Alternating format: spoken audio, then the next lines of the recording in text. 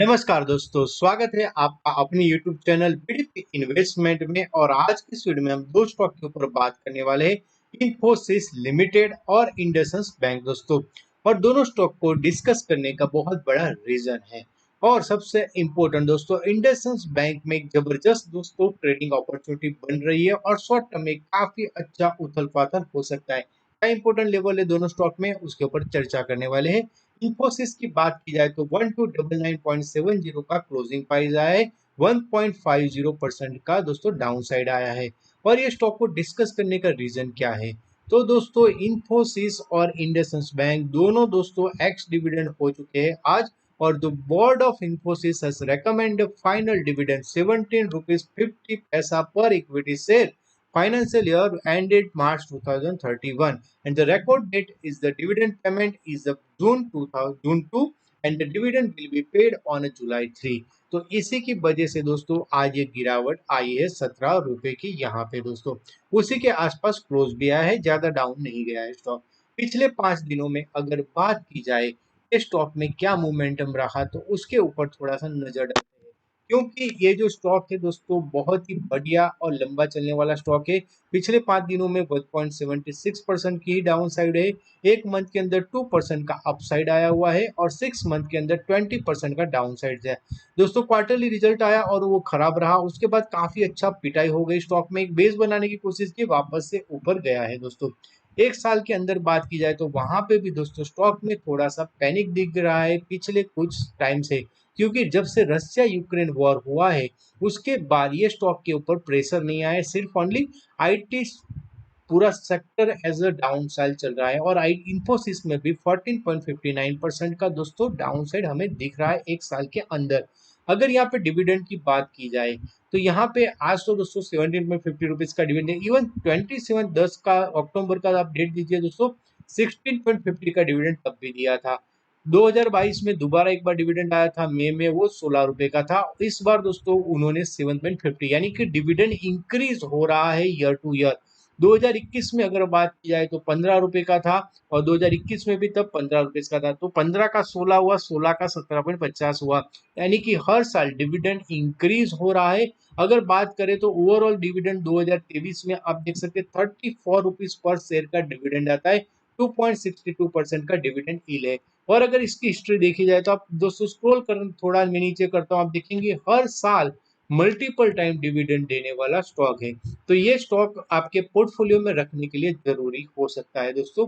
और bye on dip strategy रखनी चाहिए। बट यहाँ पे आप देखेंगे जो लो बना था उसको हमने इन्फोसिस के डेली चार्ट के ऊपर स्विंग लो को यहाँ पे कनेक्ट किया है दोस्तों, स्विंग लोअर हाइस को कनेक्ट किया है और उसका एक सपोर्ट लेवल यहाँ पे बना दोस्तों।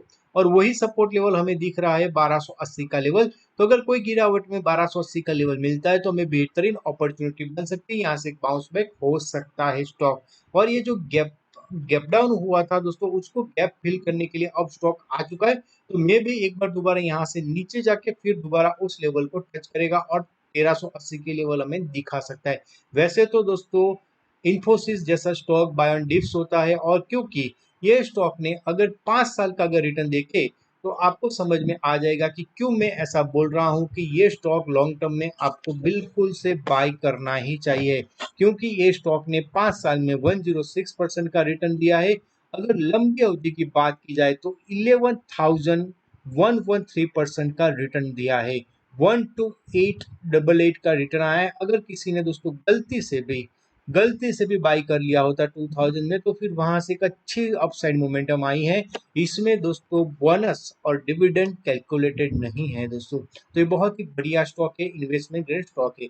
अब चलते हैं इंडसइंड बैंक के ऊपर, क्योंकि यहाँ पे चार्ट के ऊपर बहुत ही बढ़िया अप एंड डाउन मोमेंटम है और एक जबरदस्त हमारे लिए बेनिफिट बन सकता है शॉर्ट टर्म के लिए। क्यों?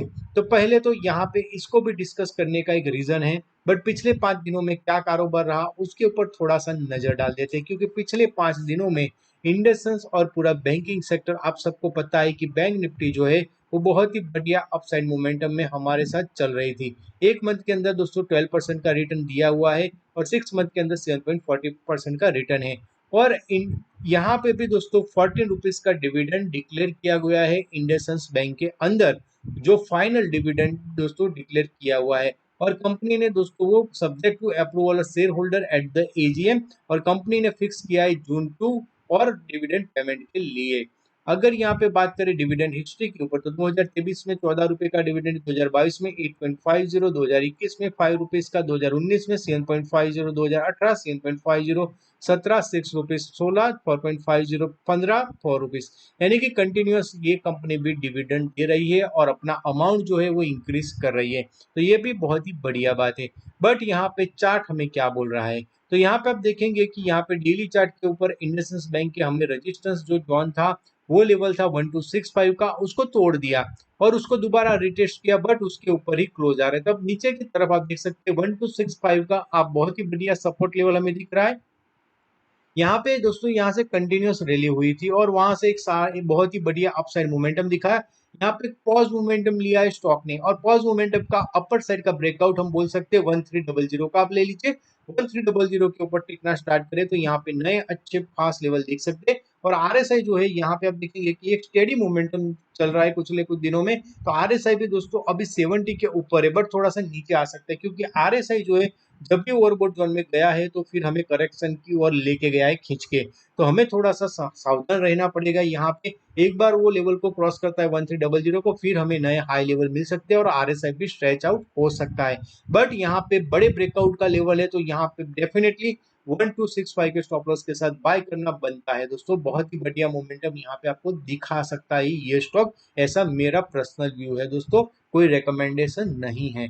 तो आपको ये दोनों स्टॉक के ऊपर ध्यान रखना चाहिए क्योंकि इंडसइंड बैंक का भी एक साल के रिटर्न की अगर बात की जाए तो हमें 38% का रिटर्न दिया हुआ है, 5 साल के अंदर -32% का रिटर्न है, और अगर लॉन्ग टर्म में बात की जाए दोस्तों तो 5709% का रिटर्न है।